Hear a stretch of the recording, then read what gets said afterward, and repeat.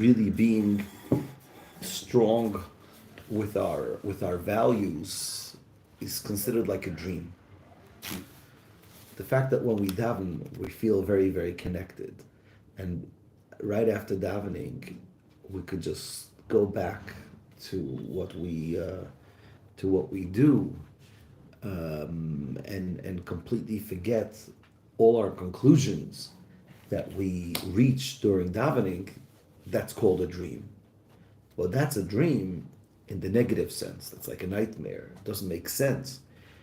It's like a person, like the Ram explains, that a dream is lack of intelligence, but the imagination still continues working. So when I'm awake, my imagination works. So my intelligence comes and tells me that these two things, these two images in my head, contradict each other. They don't make sense. If you're walking down the street in New York, you don't see your grocery in Yerushalayim. It doesn't work geographically. Geographically, they're in two different places. But when your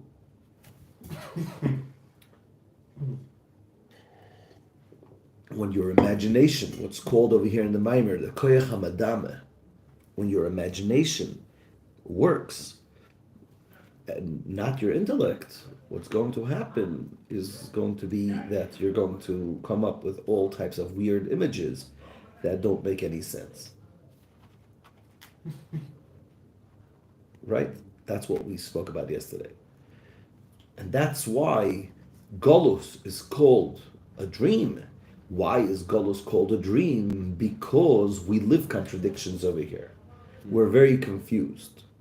And ultimately what we try to do in Golus is we're trying to daven, we're trying to meditate, we're trying to learn Chassidus in order to get clarity in our values. And when you have a lot of clarity, so you understand that even during the day, you don't forget about your conclusions, your spiritual conclusions that you reach during davening. So far, so good. That's what we discussed yesterday. Now comes the Alter Rebbe, and the Alter Rebbe is going to tell us, Hine, behold, we're on page 56 in the book. And the booklet, we're page 15. Hine, gam achei advarim va'emes ha'elem. And behold, even after these things, and this truth that I just shared, lo yipoil leva odam olav loymar, a person's heart should not fall, meaning to say, don't become disenchanted. How would you say that in English? Like, it become broken. Shouldn't become, in Hebrew the word is, your heart shouldn't fall. You shouldn't become heartbroken. Loymar, to say, don't say that because after davening I'm not able to endure, I'm not able to keep this same conclusions, this same clarity that I had during davening. You shouldn't draw a conclusion that your evocation during davening, and his meditation, are false fancies.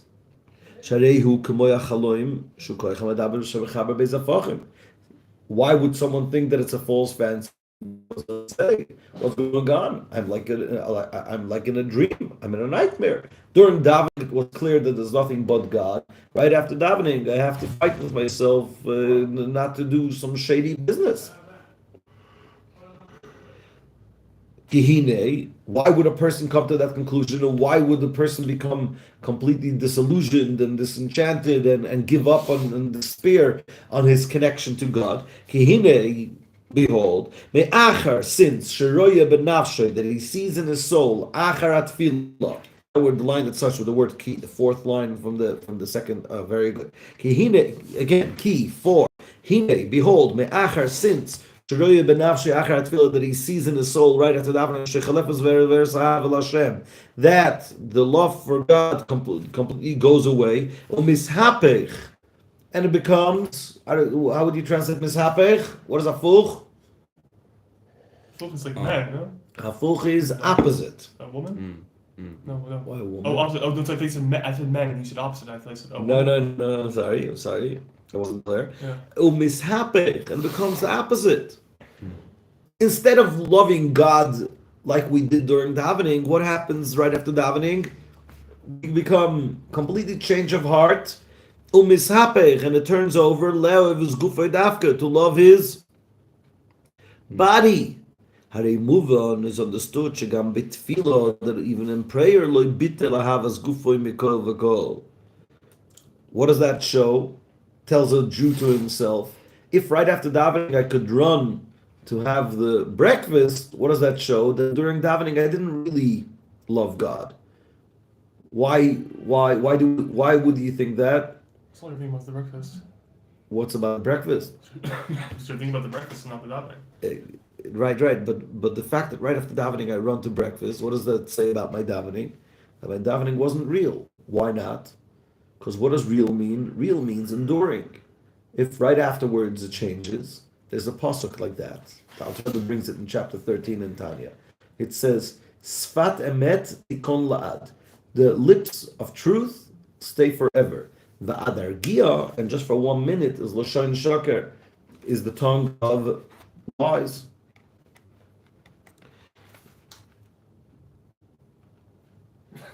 So kihine me'ach shloi b'nav she'achad fil shechalefes v'veres ahav Hashem and mishapech, and the guy turns over lev his gufay dafka, to love his body dafka. Hey, movement is understood shegam bitfila, that even in prayer loy bitel ahavas gufay mikol v'kol, that he didn't completely annul the love for his body. Vayisoidu shebitfila,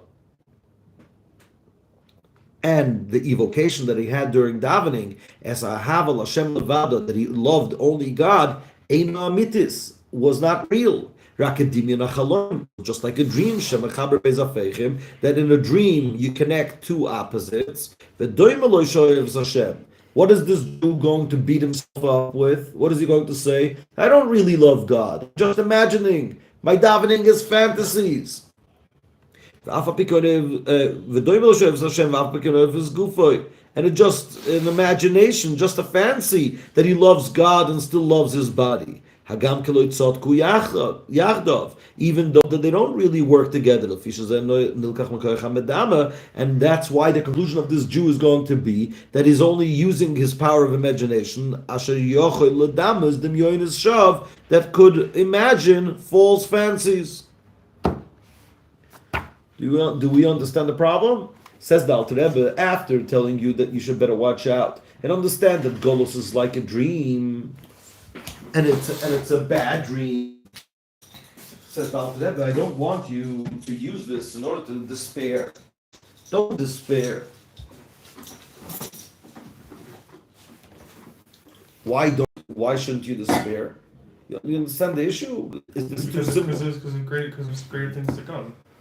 Oh, says the Alter Rebbe, not only greater things to come. What do you mean by greater things to come?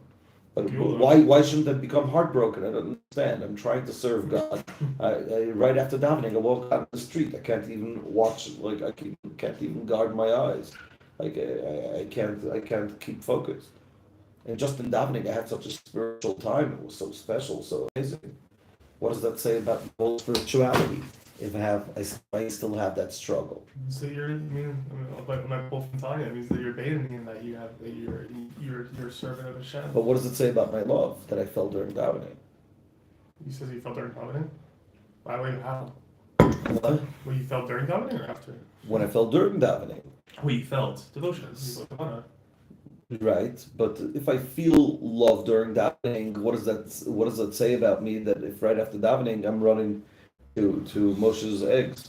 It's probably real emotion, but it's more like Rabbi Twersky explains that there's loving the chicken versus care like this. So it's not like that.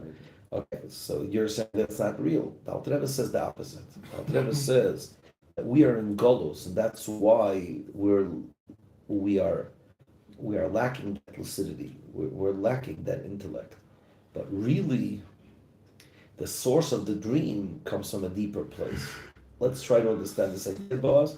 I think you might really love it. The Alter Rebbe says like this.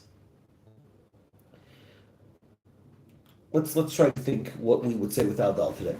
without that Rebbe, we would tell this Jew, okay, you have to really work hard. That during your davening, it should be so clear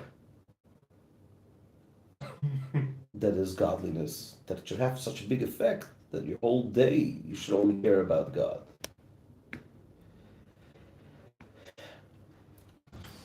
Dr. has a whole other idea. He says, understand the idea of the dream. The fact that there's this confusion, listen to this is a very deep concept. The fact that there's this confusion, that you go from loving physicality to loving spirituality and you don't see a contradiction, is because you're living a nightmare. But the nightmare stems from a place that is beyond intelligence. The day that physicality and spirituality won't even be a contradiction. This is brilliant. Let me discuss one thing that I might have skipped. Why is it a contradiction to love physicality and loving God? Why can't I love just like I love ice cream and I love jalapeno dip?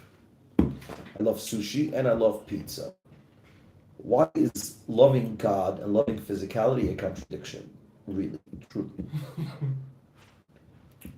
There's a saying from the Chovos HaLevavos.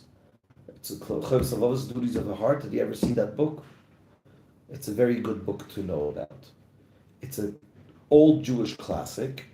It was written about 700 years ago, 800 years ago, during the Arabic period, when most of the Jewish books were written in Arabic. It's called Duties of the Heart. It's a very basic Jewish book. You should at least see the table of contents. Look up the book. Sure. It's called Duties of the Heart in English. It's the first 3 chapters are more philosophical. I can even say heavy philosophy, proves that God is the unity of God and things like that. It's considered to be one of the Jewish classics. Wow. It says must have been written in like somewhere in Israel, like something like right. It was written in Arabic in the beginning. Yemen, maybe. Not Yemen. I don't remember where he lived. Yichya ibn Bakuda. Not Yichya, Rabbeinu Bachya. Rabbeinu Bachya. We'll look it up. Look up Duties of the Heart. It's a book you should definitely know about. It's the most famous. It's a book with I think 10 gates.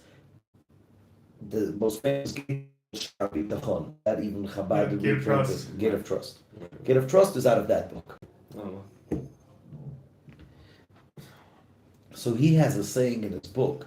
He says like this: just like one vessel cannot contain fire and water, so too the heart of the believer cannot contain love for physicality and love for God. Again, just like a vessel cannot contain fire and water, so too the heart of the believer cannot contain the love of God and the love of physicality. It's a contradiction. Why is it a contradiction? What would you say, Boaz? Why is it a contradiction? Why could I love both money and chocolate, but I can't love God and physicality? Because God's not physical. Okay. Well, that doesn't explain it. And chocolate is not pizza, and sushi is not money. I love flying business class. I could love flying business class and the sushi that they give in business class. To me, it seems to come from a disconnect, not understanding that Elohim is Hashem. So if Elohim is not Hashem and it's just you love material things, then great, fine. But if Elohim is Hashem, then the way that you should live within Elohim should be in an Hashem way. Right. So it should always be aligned. It's beautiful. But if it's Okay, not, so, then but it's what's the just- contradiction? It's true. You're going to the Kabbalistic mistake that person has, that he sees physicality disconnected from God, which basically this is what this mimer is saying. You see, Lev is already jumping to the conclusion of this mimer. But before the conclusion of this mimer, first, what's the contradiction? Why do we call a person that loves God and davening and then goes crazy about the food at breakfast? Why do we call that person a person in a nightmare?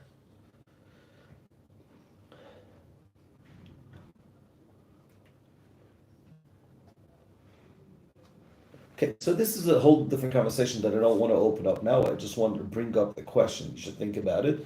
The simple answer is that when you're into physicality, you are focused outwards. When you're connected to God, you're focused inwards. That's the simple answer. It's a different focus. It's a different. You're going in a different direction. You're going in a direction of either you coming closer to yourself or you're going further away from your true self. That's why it's a contradiction. That's the short answer.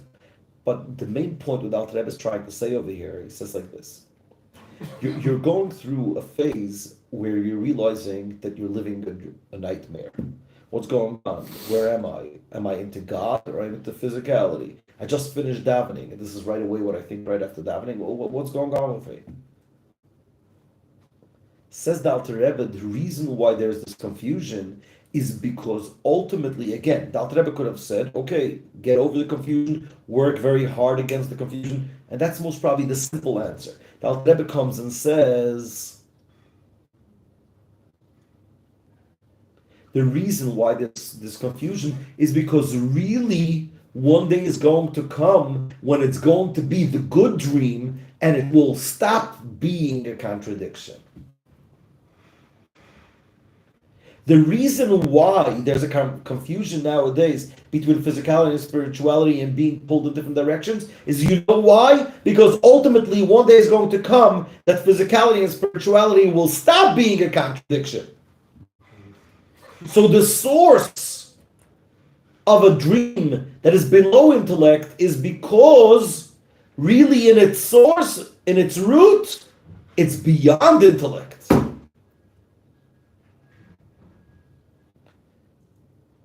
Get the idea? In other words, we're telling the person, listen, your mistake is not such a big mistake. It's a mistake the way it's being manifested now. But don't spill the baby with the bathwater. Really, one day is going to come when it's going to be the real dream. And what is the real dream? That physicality and spirituality won't contradict anymore.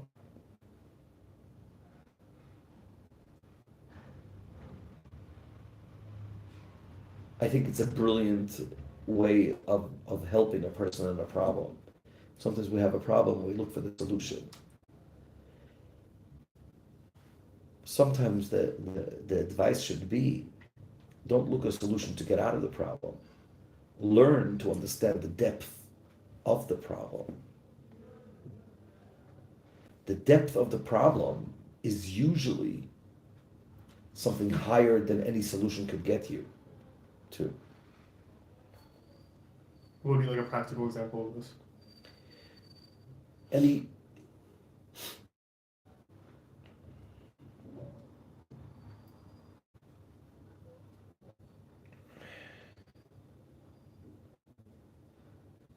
Maybe seeing eating food as an opportunity to make brachos. Right. But again, over here, we're talking about the contradiction. The problem is the contradiction, and the solution is the contradiction. What would be a good example for that? You have a person, let's say, that has issues with his parents, and so one way would be, it's like, okay, how do we repair that? How do we change that? How do I make sure that I have a perfect relationship with my father? I have a perfect relationship with my mother. I want to deal with it.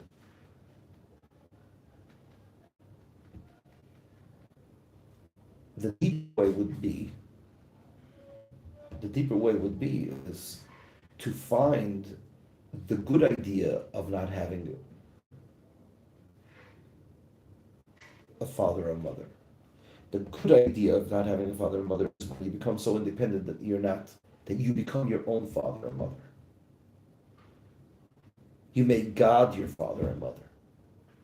In other words, you're not trying to regain what you lost, but you're saying that what I'm experiencing now has a depth that is not found in a good relationship with the father and mother. Does that make sense? Is that a good example? Yeah, I guess, yeah. In other words, let's say this kid will come to me and say, "Oh, my father has abandoned me when I was 2 years old. My father's abandoned me," and I would start telling him, "Listen, you know how much people try to cut the umbilical cord. We're not saying it's a good thing. It's a terrible thing. It, it's something that needs to be dealt with. But use this, like King David says in Psalms, for my father and mother abandoned me, and God has collected me. I'll make God my father. I'll become my own father." In other words, you're taking the problem and you're saying that the problem is a misconstrued version of something much deeper than the solution, than the regular solution. So you come to a Jew that says, "What's going on? I'm like living a nightmare." So your nightmare now stems from the real dream that is going to be when Mashiach is going to come. And when Mashiach is going to come, what is it going to be all about? Physicality and spirituality won't be a contradiction. So now you're lacking the intellect, but your lack of intellect stems from a place that is going to be the truth beyond intellect. Now you're not in a good place because you're below intellect. You're trying very hard to become intellectual and gain that lucidity, gain that vividity, gain the understanding that being involved in God means that I shouldn't be so stuck in my physical desires. Great. But the reason why you're in this confusion is because this confusion has a good source. This confusion comes from a place that deep down, they're really not a contradiction.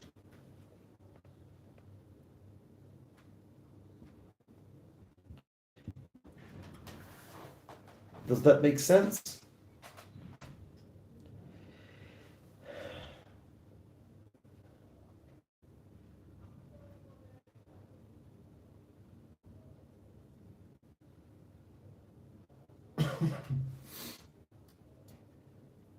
The source is that they're two facets of each other. The source is the contradiction, but the ultimate, when Mashiach is going to come, is going to be the ultimate reconciliation of that contradiction. So even though that now I live the contradiction and I'm all confused about it and I'm really trying to stop having this contradiction, but really, says the Alter Rebbe, be so heartbroken that you have that contradiction, because the day is very close when this contradiction won't be a contradiction anymore, it will be reconciled. Like you said before, we'll be able to see godliness in physicality.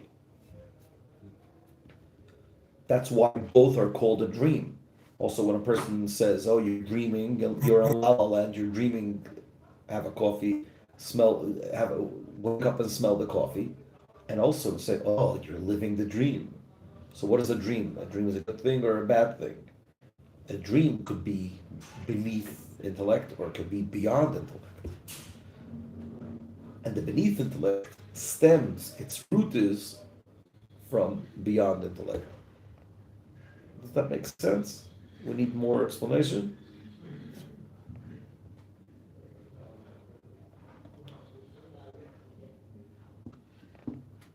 I think good. I'm trying to. What do you think? The only part that I couldn't necessarily explain back is the beyond intellect. That's beyond intellect means that Mashiach is going to come. There's going to be a revelation that is beyond understanding, beyond imagination. Oh, oh. That physicality and spirituality are going to be the same. There won't be any contradiction. Okay. And that's the source of the nightmare.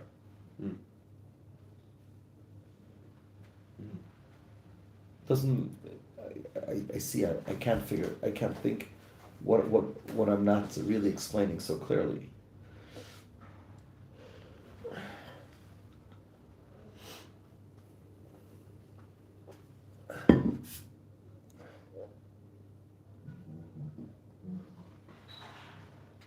Okay, give me a day. I'll come up with a better explanation. I mean, so far makes sense, I think. A good example would be like for ADD. A lot of people suffer from ADD.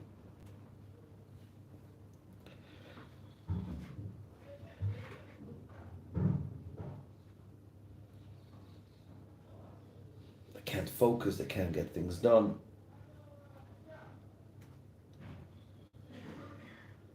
I once heard from someone that said that the reason that ADD is a part of evolution. In other words, the world is becoming more advanced, and therefore we're coming now to a place that, it's not a good example. Let me share what that person said. He said that the world is coming now to a place where people are not stuck in one thing. They have the ability to multitask. It's more than just multitasking. Yeah. I botched it up. Forget about it. Scrap it. Delete backspace. Basically, he was trying to say that nowadays people are so much more out of the box because of ADD. What do you mean? In other words, he was trying to say that is another level of evolution where people, instead of just being like very focused, they have the ability to come up with these crazy ideas because of the lack of focus. So obviously people are struggling with ADD, but how about giving a lot of hope for these people and say, so again, some people would say, let's try to heal the ADD. Some people would say, no. How about understanding that your ADD comes from a place of being beyond the box, and you just have to strive to the day where the ADD doesn't hinder you, doesn't create an obstacle, but the opposite. You could be a very good first responder where there's a lot of things happening and you could be the one running the whole situation because you're so good in being all over the place.